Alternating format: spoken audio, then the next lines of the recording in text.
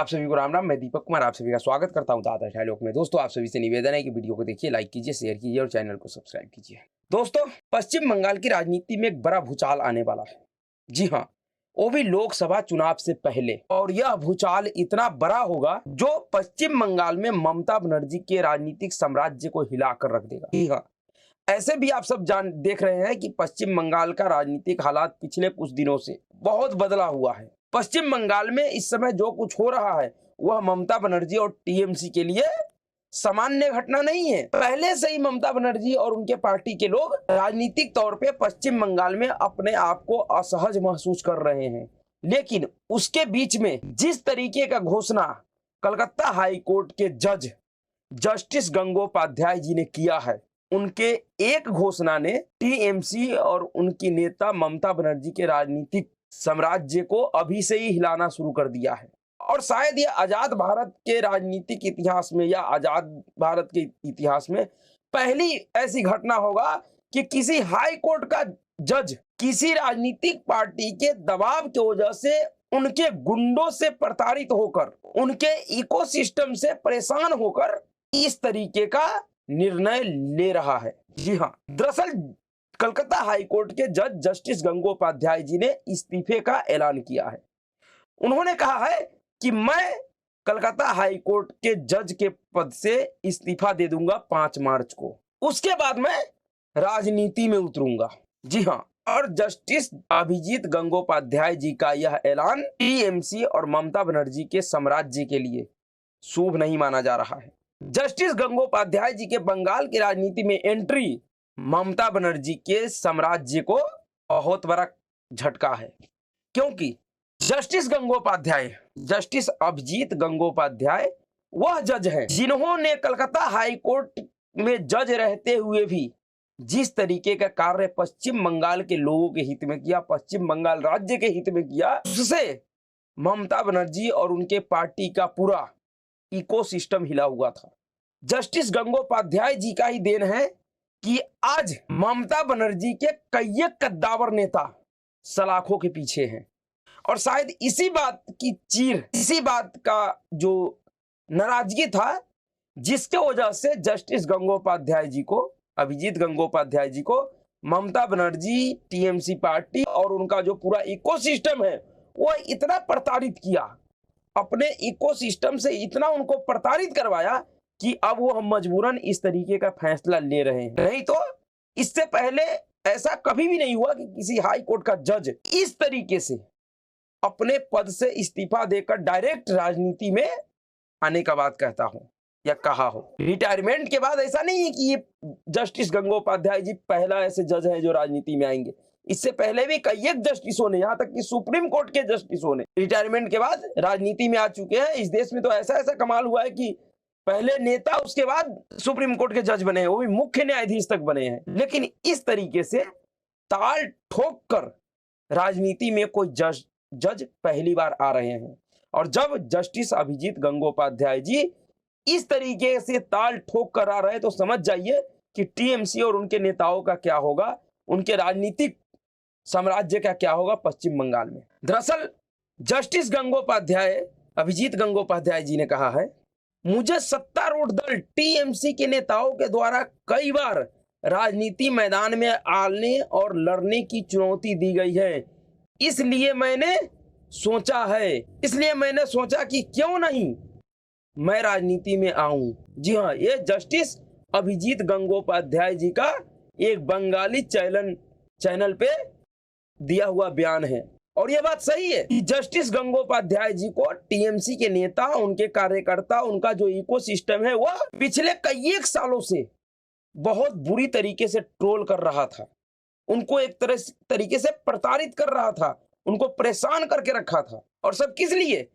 क्योंकि जस्टिस गंगोपाध्याय जी ही वह जज हैं जिन्होंने बंगाल में जो उतना बड़ा शिक्षक भर्ती घोटाला हुआ था उसके खिलाफ कठोर कार्रवाई किया और एक झटके में ममता बनर्जी के 32,000 पालतू टीएमसी पार्टी के वर्करों को, जिसको ममता बनर्जी ने बंगाल के प्राथमिक विद्यालय में शिक्षक के रूप में नियुक्त किया था, पार्टी कैडर के लोगों को वो ऐसे 32,000 लोगों को जस्टिस गंगोपाध्याय जी ने एक झटके में बर्खास्त कर दिया था। जी हां, शायद इस तरीके का निर्णय इस देश में किसी भी हाईकोर्ट के जज ने कभी भी नहीं लिया होगा किसी भ्रष्टाचार से जुड़े हुए मामले में, कि एक झटके में 32,000 शिक्षकों को बर्खास्त कर दिया जाए। लेकिन जस्टिस अभिजीत गंगोपाध्याय जी ने किया था। उन्होंने टीएमसी के ममता बनर्जी के पालतू 32,000 वर्करों को, कार्यकर्ता को एक झटके में प्राथमिक विद्यालय से बाहर कर दिया था। आप सभी को पता होगा कि बंगाल में जो शिक्षक भर्ती घोटाला हुआ था, जिसमें टीएमसी के कद्दावर नेता और पश्चिम बंगाल के शिक्षा मंत्री पार्थो चटर्जी और उस 58 साल के बुढ़े का 22-24 साल की जो गर्लफ्रेंड थी अर्पिता मुखर्जी, जो पकड़ाई थी, उनके ठिकाने से किस तरीके से करोड़ों रुपया, लगभग 50 करोड़ रुपया नगद शिक्षक भर्ती घोटाले वाले पैसे बरामद हुए थे। पूरे देश ने देखा था। उस शिक्षक भर्ती से जुड़े हुए मामले में जिस तरीके का रुख जस्टिस अभिजीत गंगोपाध्याय जी का था कलकत्ता हाई कोर्ट के लेवल पे, वह बेमिसाल था। जस्टिस अभिजीत गंगोपाध्याय जी ने शिक्षक भर्ती घोटाले में जिस तरीके का फैसला, जिस तरीके का कार्रवाई करने का आदेश दिया था, उस आदेशों ने ममता बनर्जी और उनके पार्टी के उन वर्करों को पूरी तरीके से परेशान करके रखा था। यहां तक कि जस्टिस अभिजीत गंगोपाध्याय जी ने शिक्षक भर्ती घोटाले में सीबीआई और ईडी को जांच सौंप दिया था, और सिर्फ जांच ही नहीं सौंपा था, जस्टिस अभिजीत गंगोपाध्याय जी ने सीबीआई और ईडी को यह आदेश दिया था कि अगर शिक्षक भर्ती घोटाले में जांच एजेंसियों को अगर अभिजीत बनर्जी से अगर पूछताछ करने की भी आवश्यकता होता है तो वह उनसे पूछताछ कर सकता है। जी हां, यह आदेश जस्टिस अभिजीत गंगोपाध्याय जी का था, जो सीधे सीधे ममता बनर्जी के भतीजे अभिषेक बनर्जी को कटघरे में खड़ा कर दिया था, और जांच एजेंसी को इस बात का पूरी छूट दिया गया था कि इस घोटाले से जुड़े हुए मामले की पूछताछ करने के लिए अगर आपको अभिजीत बनर्जी से अगर पूछताछ करना पड़े तो आप कर सकते हैं। और किस तरीके से अभिजीत बनर्जी ने उस आदेश के खिलाफ जस्टिस अभिजीत गंगोपाध्याय जी के एक छोटे मोटे पुराने इंटरव्यू, जो उन्होंने बातचीत के दौरान एक बात कहा था, जो कि सीधे सीधे उस केस से जुड़ा हुआ नहीं था, लेकिन फिर भी थोड़ा सा कहीं ना कहीं उस केस से टच कर गया था, तो उसके इंटरव्यू को लेकर सुप्रीम कोर्ट चला गया था टीएमसी और उनकी सरकार और अभिजीत बनर्जी, और जिसके लिए सुप्रीम कोर्ट ने मुख्य न्यायाधीश डीवाई चंद्रचूड़ साहब ने शिक्षक भर्ती घोटाले से जुड़े हुए सभी मामले को जस्टिस अभिजीत गंगोपाध्याय जी के अदालत से ट्रांसफर करवा दिया था, उनसे वापस ले लिया था शिक्षक भर्ती घोटाले का जांच सुनवाई। उन्होंने कहा था कि इस शिक्षक भर्ती घोटाले का सुनवाई जस्टिस अभिजीत गंगोपाध्याय नहीं करेंगे। शायद यह भी पहली बार हुआ था, और यहीं पे दिखा था कि किस तरीके से जस्टिस गंगोपाध्याय जी को टीएमसी और मुख्यमंत्री ममता बनर्जी मोदी विरोधी जो इकोसिस्टम है वह फंसा रहा है, किस तरीके से उनको हरास किया जा रहा है। एक तरीके से यह उनका अपमान था कि ये हाई कोर्ट के वरिष्ठ जज से सिर्फ इस बात के लिए उनसे किसी मामले का सुनवाई वापस ले लिया गया क्योंकि उन्होंने एक टीवी इंटरव्यू के दौरान थोड़ी बहुत कोई बातें कहा था, एक आध शब्द कह गए थे उस मामले से जुड़े हुए। इसको लेकर उन्होंने अभी ये ममता बनर्जी के भतीजे के लिए कुछ सच बोल दिया था, उनके चरित्र को टीवी इंटरव्यू के दौरान कुछ बता दिया था उनके चरित्र को लेकर, इसलिए उनके ऊपर यह आरोप लगा दिया गया कि नहीं, ये पहले से ही अभिजीत बनर्जी से द्वेष रखते हैं, उनसे नफरत करते हैं, और इसलिए शायद इन्होंने इस तरीके का आदेश दिया शिक्षक भर्ती घोटाले में। जिस शिक्षक भर्ती घोटाले में जांच एजेंसी हर एक प्रूफ स्थापित कर चुका था, 50 करोड़ रुपया रिश्वत का बरामद हो चुका था अर्पिता मुखर्जी के ठिकानों से, पार्थो चटर्जी के ठिकानों से, उसमें भी सुप्रीम कोर्ट को भी ऐसा लगा कि नहीं, इस मामले का सुनवाई अभिजीत गंगोपाध्याय नहीं कर सकते हैं, उनसे ये वापस लेने का आदेश सुप्रीम कोर्ट ने दिया था, जो कि इसी साल 30 जनवरी को कलकत्ता हाई कोर्ट के मुख्य न्यायाधीश ने इनसे शिक्षक भर्ती से जुड़े हुए जितने भी जांच था, इनके अदालत में जिसकी सुनवाई हो रहा था, वह पूरा मामला ही वापस ले लिया। और एक तरीके से यह टीएमसी के दबाव में ममता बनर्जी के दबाव में अभिजीत गंगोपाध्याय जी को अपमानित किया गया। कई एक मामले में टीएमसी के खिलाफ इन्होंने आदेश दिया, इन्होंने फैसला सुनाया है। लगभग अधिकतर मामलों में अभिजीत गंगोपाध्याय टीएमसी और उनके नेताओं के खिलाफ ही फैसला दिया है, उनको राहत नहीं दिया। शायद यही कारण है कि टीएमसी नेता और उनके पार्टी के लोग अभिजीत गंगोपाध्याय जी को अपना दुश्मन मानने लगे और उनको चैलेंज करने लगे, और इसी चैलेंज को स्वीकार करके जस्टिस अभिजीत गंगोपाध्याय जी ने खुद यह ऐलान किया है कि वह इस्तीफा देकर राजनीति में आएंगे। उन्होंने क्या कहा है, पहले उस खबर को समझिए। टीएमसी के चैलेंज पर कलकत्ता हाईकोर्ट जस्टिस ने किया इस्तीफे का ऐलान, राजनीति में कदम रखेंगे अभिजीत गंगोपाध्याय। पश्चिम बंगाल के कलकत्ता हाईकोर्ट में जस्टिस अभिजीत गंगोपाध्याय अब राजनीति में पारी खेलेंगे। अभिजीत गंगोपाध्याय ने एक टीवी इंटरव्यू में अपने इस्तीफे का ऐलान करके वेस्ट बंगाल की राजनीति को गरमा दिया है। गंगोपाध्याय जी के अनुसार 5 मार्च को अपना इस्तीफा राष्ट्रपति को भेज देंगे। उन्होंने कहा कि अगर राजनीति में मौका मिलेगा तो राजनीति क्षेत्र में जा सकते हैं। अभिजीत गंगोपाध्याय ने एक टीवी इंटरव्यू में कहा कि 4 मार्च उनका आखिरी वर्किंग डे होगा।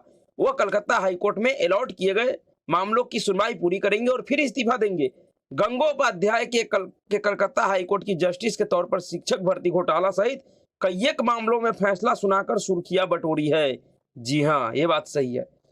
हाथ में आए मामलों को जारी करेंगे। इसके बाद वह मंगलवार यानी 5 मार्च को राष्ट्रपति को अपना इस्तीफा भेज देंगे। जब गंगोपाध्याय से पूछा गया कि क्या आप लोकसभा चुनाव में खड़े हो रहे हैं, इस पर न्यायाधीश ने कहा कि अगर मैं किसी राजनीतिक पार्टी में शामिल होता हूं, अगर वो मुझे टिकट देते हैं। गंगोपाध्याय के फैसले के ऐलान पर राज्य की राजनीति गर्मा गई है। गंगोपाध्याय ने राजनीतिक दलों से ऑफर मिलने पर विचार की बात कही है। उन्होंने कहा कि मुझे सत्तारूढ़ दल टीएमसी के नेताओं द्वारा कई बार राजनीति मैदान में आने और चुनाव लड़ने की चुनौती दी गई, इसलिए मैंने सोचा कि क्यों ना इस चुनौती को स्वीकार किया जाए। और जब जस्टिस गंगोपाध्याय जी ने यह ऐलान कर दिया तो अब उनके नेता, टीएमसी के नेता प्रवक्ता कह रहे हैं कि मैं तो शुरू से ही कह रहा था कि एक पार्टी का कार्यकर्ता है। ऐसा नहीं है। अगर इस तरीके से सोचा जाएगा कि जज किसी पार्टी का कार्यकर्ता है, किसी दल का नेता है, तो फिर सुप्रीम कोर्ट में बैठे हुए जज भी इतने निष्पक्ष नहीं है भाई। उनका भी विचार कभी कभी ऐसा लगता है जिसका आलोचना भी होता है। आलोचना तक तो ठीक है, उनके पर्सनल विचारों पे विचारों का आलोचना हो सकता है, लेकिन यह कहा जाए कि वो किसी पार्टी के कार्यकर्ता है, किसी पार्टी के लिए काम करते हैं, यह किसी भी जज के लिए ठीक नहीं होगा। और जिस तरीके से जस्टिस गंगोपाध्याय जी के खिलाफ राजनीतिक षड्यंत्र पश्चिम बंगाल में रचा गया, उस षड्यंत्र को अब जस्टिस अभिजीत गंगोपाध्याय बहुत बुरी तरीके से तोड़ेंगे, खत्म करेंगे, और यह एक तरीके से ममता बनर्जी और टीएमसी के लिए एक बड़ा सेटबैक होगा। क्योंकि जस्टिस अभिजीत गंगोपाध्याय कलकत्ता हाईकोर्ट के जज रह चुके हैं। उनको पता है कि कलकत्ता में क्या क्या हो रहा है, और जब वह जज के पद पे थे तब वह इस तरीके का टिप्पणी करते थे जिससे पूरी ममता बनर्जी और उनकी इकोसिस्टम तिलमिला जाता था। तो समझिए जब वो राजनीति में आएंगे तो क्या करेंगे। उनको तो एक चीजों की जानकारी होगा बंगाल से जुड़ी हुई, ममता बनर्जी के इकोसिस्टम से जुड़ी हुई, क्योंकि वो जज थे, कलकत्ता हाई कोर्ट के जज थे। उनके पास कई एक सारी शक्तियां थी, पावर है, उनसे कुछ भी छुपा हुआ नहीं है। जब वो राजनीति में आएंगे और ममता बनर्जी और टीएमसी के उन एक एक परतों को उधेड़ना शुरू करेंगे, तो फिर देखिएगा किस तरीके से ये लोग तिलमिला जाएंगे। इनको पानी मांगने का भी मौका ना मिलेगा। इस तरीके के राजनीतिक माहौल अभिजीत गंगोपाध्याय बनाएंगे पश्चिम बंगाल में इनके खिलाफ। और सबसे बड़ा बात कि इनके इस ऐलान के बाद पश्चिम बंगाल कांग्रेस का जो प्रदेश अध्यक्ष है अधीर रंजन चौधरी ने, उन्होंने इनका स्वागत भी किया है। अधीर रंजन चौधरी ने कहा है कि जस्टिस गंगोपाध्याय एक साहसी व्यक्ति हैं, वह भ्रष्टाचार के खिलाफ मुखर आवाज है, वह लड़ सकते हैं, वह टीएमसी के भ्रष्टाचार को जानते हैं। अगर वह कांग्रेस पार्टी में आते हैं तो हम उनका स्वागत करेंगे। उन्होंने यहां तक कह दिया कि जस्टिस गंगोपाध्याय को पश्चिम बंगाल का मुख्यमंत्री बनना चाहिए। समझ जाइए, यह कांग्रेस पार्टी के पश्चिम बंगाल के प्रदेश अध्यक्ष का ऐलान है, उन्होंने ये कहा है।